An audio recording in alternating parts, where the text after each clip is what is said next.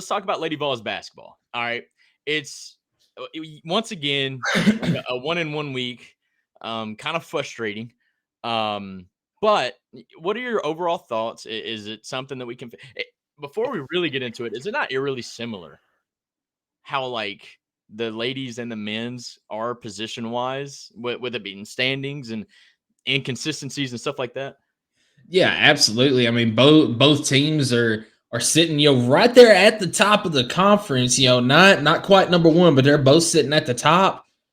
They're both, losing either at the beginning of the week or the beginning of the week. I mean, it's very eerily similar, but it's also different play styles the way that it's happening. So, let's start off on a positive note. As last Sunday, while we were live, the Lady Vols were playing against the Missouri Tigers at the Food City Center, and came away with a victory, 80-69 in the game. What are your thoughts on this game right here? Uh, much needed, much needed. Never really Absolutely. in doubt. Got the lead early, kind of kept it. Missouri made some runs, but overall Tennessee stayed ahead. But no, it much needed. But how about this right here? So, we've talked about at times this year how the Lady Vols, they get off to a slow start, they end up having to come back in the second half. What about a 28-17 first quarter that, like you mentioned, they never looked back after they got ahead? No, and that's fair. And they didn't really cool off in the second quarter. Like you can have a hot quarter, and then after a timeout break or something like that, kind of cool back down. But they kind of kept the pressure on, and that was good to see because, like you mentioned it, first halves have been kind of a struggle this year for the Lady Vols. But that day it wasn't. Yeah, absolutely. Shot 50% from the field, 32 of 63, 8 of 23 from the three-point line.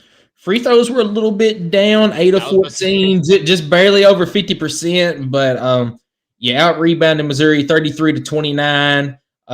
You also doubled them up on assists, 18 assists on 32 made baskets compared to 9 assists for Missouri on 27 made baskets. You actually didn't turn the ball over that much, that was a positive. That's something that has been very concerning for the Lady Vols this year is the turnover numbers, and the fact that you stay in single digits in the turnover category. That's where you want to be, and the Lady Vols have not been there very much this year. Then outscored Missouri in the paint 44-34. So you did exactly what you needed to do in this game. no, absolutely. And my girl Sarah Puckett came to play, 3 or 4 from the 3 point line, and that's what we needed to see. And I want to ask you this, Miss Spear, Jewel Spear. I'm telling you what, man. This last couple of weeks, she's been coming to play some ball. She has.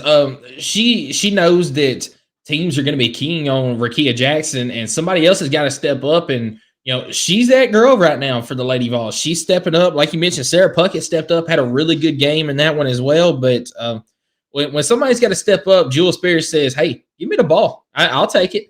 Absolutely. But now let's not get ahead of ourselves because we know how the following game went. But this is something you had to do against yet another inferior opponent. Take care of the business. Missouri's not that competitive this year as they are 11-11 and 2-7 in the conference. But at the end of the day, they did what they needed to do to keep the ball rolling, and unfortunately, didn't last long. But big game from several key Vols. Rakia Jackson, it's funny, we haven't really been talking about her, but she's kind of been steady Eddie there, 15 to 20 points almost every game. Not really that take the top off type game. Is that a worry? Is that a question mark or I don't think it is because I'm going to kind of reference Dalton Connect here. Yesterday he didn't really have his best game, but he still had 22 points yesterday. And you're sitting here thinking, well, the last couple of games he hadn't just been standout Dalton Connect like we've seen a few games, but he's still getting his. And same thing with Rakia Jackson here. Even though Jewel Spears kind of taking the spotlight right now of being the leading scorer the last few games, Rakia Jackson, like you mentioned, is still getting that 15 to 20 mark each night. So she's still getting hers. It's just she's not that standout player. She's got somebody else to help her along with it. right? Absolutely. But yeah, so Tennessee gets the win last Sunday